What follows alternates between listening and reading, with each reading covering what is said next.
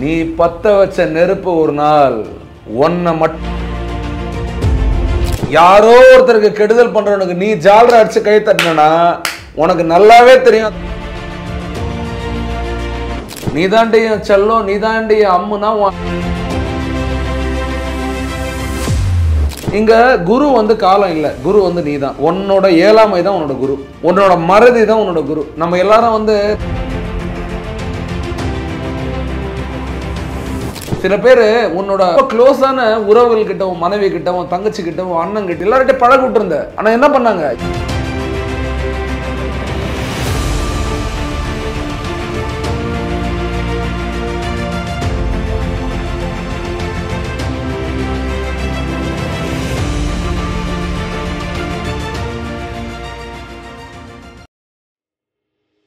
இந்த வருஷம் யாரெல்லாம் தொடங்கி இருக்கீங்களோ ஞாபகம் வச்சுக்கோ, போன வருஷம் நீ செஞ்ச சில தப்புலாம் இருக்குல்ல, அதை நிச்சயமா வந்து நீ அட்ரஸ் பண்ணி தான் ஆகணும். மற்றவங்களுக்காக இல்லைனாலும் உனக்காக நீ அதை அட்ரஸ் பண்ணி தான் ஆகணும். அழிவு யாருக்கெல்லாம் வந்திருக்குன்னு ஒரு லிஸ்ட் எடுத்து பார்த்தோன்னா, எங்கேயோ ஒரு இடத்துல அழிவுக்கு ஒரு பெரிய காரணம் பற்று. ஒரு விஷயத்தை பிடிச்சி போய் ஒரு விஷயத்து மேலே அன்பு செலுத்தி, அந்த அன்பு தான் வந்து இவ்வளோ தூரம் வந்து உன்னோட அழிவுக்கு காரணமாக இருக்கும். எத்தனையோ பேர் இன்னைக்கு அழிஞ்சு போயிருக்குன்னா அதுக்கு காரணமே பக்குவம் இல்லாத ஆளுங்க மேலே நீ வச்ச அந்த அன்பு தான். ஆமாவா இல்லையா? நீ உண்மையாவே அவங்க மேல அன்பு வச்சிருந்த, ஆனா அவங்க என்ன பண்ணாங்க? சுயநலவாதிங்க. உங்ககிட்ட எப்படி சொரக்கலாம், எப்படி கறக்கலாம், எப்படி காலி பண்ணலாம் அப்படின்னு இருக்கிற எண்ணத்துல நீயும் 10-11 ஒரு உறவா அவங்க லைஃப்ல இருக்கு. ஆனா உனக்கு யார் அவங்க? அவங்கள நீ ரொம்ப முக்கியமான உறவா பார்த்து நீ எங்க வச்சிருந்த? நெஞ்சில வச்சிருந்த. சில பேர் தலைமையில வச்சிருந்த. இன்னும் சில பேர் என்ன பண்ண? உன் நினைவுல வச்சிருந்த. சில பேர் உன் வீட்டுக்குள்ள வச்சிருந்த. சில பேர் உங்க அம்மா அப்பா கூட வச்சிருந்த. சில பேர் உன்னோட க்ளோஸான உறவுகள் கிட்ட, உன் மனைவி கிட்ட, உன் தங்கச்சி கிட்ட, உன் அண்ணன் கிட்ட எல்லார்கிட்ட பழக விட்டுருந்த. ஆனா என்ன பண்ணாங்க? ஏபியு தான் ஆப்பு கொடுத்தது. என்னது?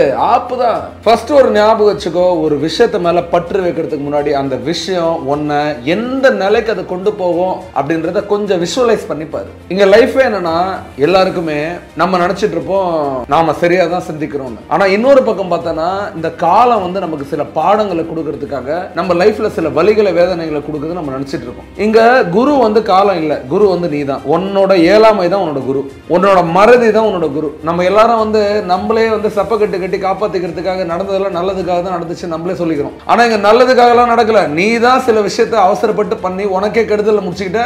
காலம் உன்னோட புத்தியை வச்சு நீ நல்லதா மாத்திக்கிற. அது உன்னோட சக்தி. சூப்பர். இப்ப என்ன பண்ண போற? சரி, ஃபர்ஸ்ட் யாரோட நான் பழகவே கூடாதானா? ஆமா, பழகுனா என்ன ஏமாத்துறாங்கண்ணா. எந்த அளவுல நான் பழகுறதுன்னு தெரியலையாண்ணா? சரி, அண்ணன் இந்த வீடியோல உனக்கு சொல்ல போறது ஒன்னே ஒண்ணுதான். தயவு செய்து ஆத்துல ஒரு கால் சேத்துல ஒரு கால் வெய்யு. என்ன புதுசா இருக்கு? ஆமா, ஆத்துல ஒரு கால் சேத்துல கால். பை சான்ஸ் ஆத்துல குரோக்கோடைல் இருந்துச்சுன்னா இன்னொரு கால் சேத்துல இருக்கு, முடிஞ்சா தற்செயலே வந்துடலாம். ஆனா 2 காலையும் எடுத்து உள்ள வெஸ்ட் அப்படின்னா அந்த உறவுக்குள்ள உன்னால அந்த குரோக்கோடைல் வாயிலிருந்து தப்பிக்க முடியாது, அந்த புதகுலிலிருந்து உன்னால மேலேயும் வர முடியாது. இந்த காலகட்டத்தில் 2 காலையும் உள்ள இறக்கி வைக்கிற அளவுக்கு எவனும் இங்க உத்தமனும் இல்லை, நல்லவனும் இல்லை. நீ பார்க்க போற உலகம் உனக்கு ஏத்ததாவும் இல்லை. இங்க பாதி கால் அங்க, பாதி கால் இங்க வை. பாதி எண்ணம் அங்க, பாதி எண்ணம் இங்க வை. ஒரே எண்ணத்துல வச்சு ஐயோ ராஜாத்தி நீதாண்டிய செல்லம், நீதாண்டிய அம்முனா உன் ஆட்டை தூக்கி நல்லா அடுப்புல கொதிக்க வச்சு குழம்பு வச்சு சூப் வச்சு குஷ்டு போயிடும் அந்த பொண்ணு. என்ன தெரியுமா சொல்லும்? நானா உன் ஆட்டை கேட்டேன்னு சொல்லும். நீ உண்மையாவே லவ் பண்ணி எல்லாத்தையும் ரீசார்ஜ்ல இருந்து, பொம்மையில இருந்து, சாக்லேட்ல இருந்து, வீட்டுக்கு கூப்பிட்டதுல இருந்து, அவங்க வீட்டுக்கு மரவாசல்ல இருந்து எல்லாமே நீ பண்ணிருப்ப. ஆனா உன் லைஃப் அலங்கோலமா அதை ஆக்கிட்டு போயிட்டு இருக்கோம். என்ன பண்ண போற? அப்போ ஒரு பொண்ணு கிட்ட பேசி இன்னொரு பொண்ணு கூட பழகிறது தப்பானு கேட்டா, இந்த ட்ரெண்ட்ல நான் வந்து உன்னை ஒரு பொண்ணு கூட பழகிட்டு இன்னொரு பொண்ணு கூட பழகுன்னு நான் சொல்ல. ஒரு பொண்ணோட பழகுற அதே சமயத்துல உன் பெத்த தாயோட கொஞ்சம் டைம் ஸ்பெண்ட் பண்ண. நாளைக்கு அந்த பொண்ணு ஏமாத்திட்டு போனாலும் உங்க அம்மா உனக்கு சில லெசன்ஸ் கொடுத்திருப்பாங்க, அதுல உனக்கு காப்பாத்திக்க முடியும். அண்ணன் இந்த நியூ இயர்ல உனக்கு சொல்லித்தரேன். இந்த புது வருஷத்துல அண்ணன் உனக்கு சொல்ற மெசேஜ் அதான். யாரு கூட பழகுறியா முழுசா பழகாத. இருக்கிற எல்லா பணத்தையும் தூக்கி ஒரே பிசினஸ்ல போடாத. கொஞ்சம் பணம் அதுல, கொஞ்சம் பணம் இதுல, கொஞ்சம் ஷேர் அதுல, கொஞ்சம் ஷேர் இதுல, கொஞ்சம் பார்த்தனா லாங் டர்ம் ஷேர்ஸ், கொஞ்சம் ஷார்ட் டர்ம் ஷேர்ஸ். எல்லாத்தையும் எவனோ சொல்லிட்டான்னு சொல்லிட்டு குதிரை மேல 1ஆம் நம்பர் குதிரை நல்லா ஜெயிக்கும், ஏன்னா அது நம்பர் 1 நினைச்சு குதிரை மேல கட்டினா கடைசியில கழுதையோட கேவலமாயிடும் லைஃப். டிவி சேனல்லாம் வந்துருச்சு, ராசி பலன்லாம் சொல்ல ஆரம்பிச்சு. நான் இப்பயே சொல்றேன், எல்லா ராசியும் எல்லாத்துக்குமே நல்ல நேரம் தான். நேரம்லாம் நல்லா தான் இருக்கு. நீ தான் நல்லா நேரம் நடக்க மாட்டேற லைஃப்ல. இப்ப நல்ல நேரம் வேணும்னா நீ என்ன பண்ணணும்? நேரா போகணும். நீ குறுக்கு வழியில போனோம்னா நிம்மதி எப்படி கிடைக்கும்?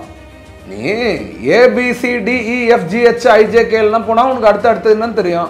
நீ டேரக்டா ஜெட்டுக்கு போனோம்னு ஆசைப்படுற, ஜெட்டுல உட்காந்து எப்படி முடியும்? நான் இப்பயே சொல்றேன், குறுக்கு வழியில போறவங்க தயவு செய்து போய் கேலண்டரை பார்க்காதீங்க. 4 நட்சத்திரம் உங்களுக்கு வேலை செய்யாது. நேர் வழியில போறவங்களுக்கு 4 நட்சத்திரம் கேலண்டர் தேவையில்லை. ஏன்னா நீ நேரா சந்திக்கிற, உனக்கு எல்லாமே நேராவே நடக்கும், உன்னால தப்பிச்சுக்க முடியும். எது விதைச்சு அதை அறுவடை பண்ணணும் நிறைய பேர் சொல்லுவாங்க. எஸ், நல்ல உறவுகள் கிட்ட நீ உண்மையா நடந்துகிட்டனா உறவுகள் உன்கிட்ட நல்லா நடந்துக்கும். நீ கேப் மாதிரித்தனம், முள்ள மாதிரித்தனம், முடிச்ச வைக்கத்தனம் எல்லாம் பண்ணிட்டு என்னோட உறவுகள் மட்டும் என் கூட வந்து அக்மார்க்கு கோல்டா, ஹால்மார்க்கு கோல்டா இருக்கணும்னு நீ ஆசைப்பட்டனா நீ நடுஹாலில் உட்காந்து அழுகுற காலம் ரொம்ப தூரம் இருக்காது. சீரியஸா சொல்றேன். நான் என்ன சொல்றேன், எல்லாத்துக்கும் ஒரு வரமுறைன்னு ஒண்ணு இருக்கு. ஊர் ஃபுல்லா பொண்ணு தேடினானா ஒருத்தன், அவனுக்கு கிடைக்கவே இல்லையா. கடைசியில் என்ன பண்ணிட்டானா, சொந்த தங்கச்சியே வந்து லவ் பண்ணலாமான்னு யோசிக்க ஆரம்பிச்சிட்டானா. எவ்வளவு கேவலம் இது. இதே மாதிரிதான் சில பேர் என்ன பண்றான், தன்னோட சொந்தத்தையே வந்து அழிச்சிட்டு இருக்கான், தன்னை நம்புற நண்பர்களே அழிச்சிட்டு இருக்கான், தன்னோட உயிருக்கு உயிரா இருக்கிறவங்களே கேவலமா பார்த்துட்டு இருக்கான். இது என்னன்னா, இது வேல்யூலெஸ் பீப்புளோட உறவுகள் வேணாம். அவன் நல்லவன் தாங்க. அவன் என்ன பண்ணா, அந்த 3வது தெருல இருக்கிற ஒரு சங்கர்னு யாரோ ஒருத்தர் இருக்காரு, அவங்களதாங்க அவன் அடிச்சான். அவன் என்ன அடிக்கல. இன்னைக்கு சங்கர் அடிச்சவன் நாளைக்கு எப்போ உன் சங்கர் இருக்க மாட்டான்னு நிச்சயம் இருக்கு. யாரோ ஒருத்தருக்கு கெடுதல் பண்றவனுக்கு நீ ஜாலரை அடிச்சு கை தட்டினா உனக்கு நல்லாவே தெரியும் அது வேல்யூ இல்லாதுன்னு. நாளைக்கு உன் கழுத்துல கத்தி வரும், உன் கழுத்துக்கே கயிறு வரும், உனக்கே ஆப்படிப்பாங்க. பாத்துக்கோங்க. நிறைய பேர் நினைச்சுக்கிறாங்க எனக்கு ஒருத்தர் நல்லா இருந்தா போதும். அடப்பா எவ்வளோ புத்திசாலித்தனமான ரிலேஷன்ஷிப் மேனேஜ்மெண்ட் டெக்னிக் இது. நீ பத்த வச்ச நெருப்பு ஒரு நாள் உன்னை மட்டும் எரிக்கும்னு நினைச்சுக்காத, உன்னை சார்ந்தவங்களும் எரிக்கும். நீ செய்யற கெடுதல் உனக்கு மட்டும் ஆப்படிக்கும்னு நினைச்சுக்காத, உன்னை சார்ந்தவங்களுக்கும் ஆப்படிக்கும். தர்மத்தை நிலைநாட்டுறதுக்கு என்ன பண்ணலாம்? ஆனா நான் வந்து எல்லாருக்கும் நல்லது நினைக்க முடியல. நான் என்ன பண்ண, உனக்கு நல்லதுலாம் நினைக்க சொல்லு ராஜா.